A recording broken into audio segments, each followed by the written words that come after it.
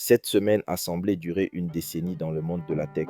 Google a discrètement écrasé tous les modèles d'IA ouverts du marché avec le lancement de Gemini 2.5 Pro. Pendant ce temps, Tencent et d'autres acteurs chinois ont dévoilé des modèles impressionnants, mais personne n'en parle. Non, toute l'attention est braquée sur le tout nouveau générateur d'images de GPT-4, Zeur d'OpenAI, qui a littéralement transformé Internet en un cauchemar de dessins animés. C'est exactement le genre de dystopie que le légendaire Hayao Miyazaki, créateur du studio Ghibli, tentait d'avertir il y a des années. Il disait, et je cite, « Je suis complètement dégoûté. Si vous voulez vraiment faire des choses effrayantes, allez-y. Mais je ne voudrais jamais intégrer cette technologie dans mon travail. C'est une insulte à la vie elle-même. » Ce qui était autrefois un avertissement est désormais une réalité. Si vous avez le malheur d'ouvrir Twitter aujourd'hui, vous verrez que tous vos mèmes préférés ont été défigurés par GPT 4.0. Dans cette vidéo, nous allons examiner de plus près ce dernier jouet d'OpenAI, ainsi que quelques autres outils qui nous rapprochent inexorablement de la singularité. Nous sommes le 28 mars 2025 et vous regardez le reportage Tech. Quand j'ai appris que GPT-4 Zeur intégrait un générateur d'images, je n'avais pas de grandes attentes, surtout après les déceptions de Sora et le modeste GPT-4.5. Mais OpenAI a surpris tout le monde en livrant un outil qui délivre du feu pur. Cet outil m'a littéralement permis de mettre Canva à la poubelle. Je peux désormais créer des infographies et du matériel marketing avec un texte presque parfait. Il a même produit une bande dessinée de qualité correcte pour moi. Mieux encore, il gère la transparence, contrairement à la plupart des autres générateurs d'images. Mais ce dont tout le monde parle, c'est sa capacité à transformer des images en style artistique spécifique. Et c'est plutôt impressionnant. L'impact réel ici, c'est qu'on peut enfin créer des personnages IA avec une continuité visuelle impeccable. Nouvelles poses, nouvelles tenues et même les intégrer dans des photos de famille fictives. Mais comment ça fonctionne? OpenAI ne partage aucun code ni papier de recherche, mais apparemment, ils utilisent une approche régressive plutôt qu'un algorithme de diffusion, comme Stable Diffusion ou Midjourney. Plutôt que de générer toute l'image d'un coup, GPT-4, Zeur la construit pixel par pixel, de gauche à droite et de haut en bas.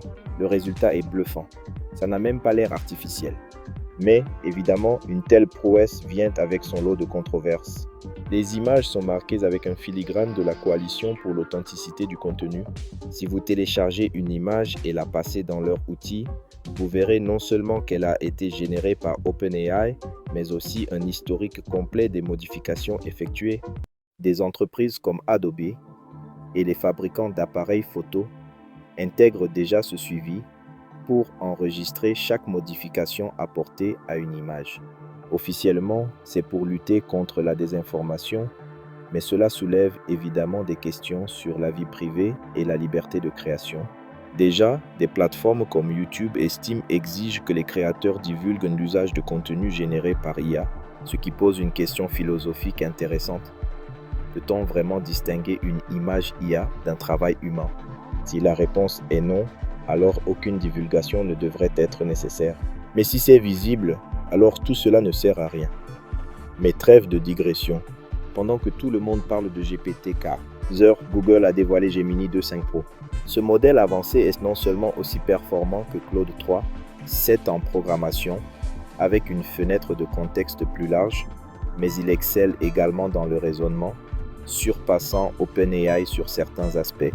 Et bonne nouvelle, il est accessible gratuitement, contrairement à OpenAI Pro qui coûte $200 par mois. Mais Google a un problème.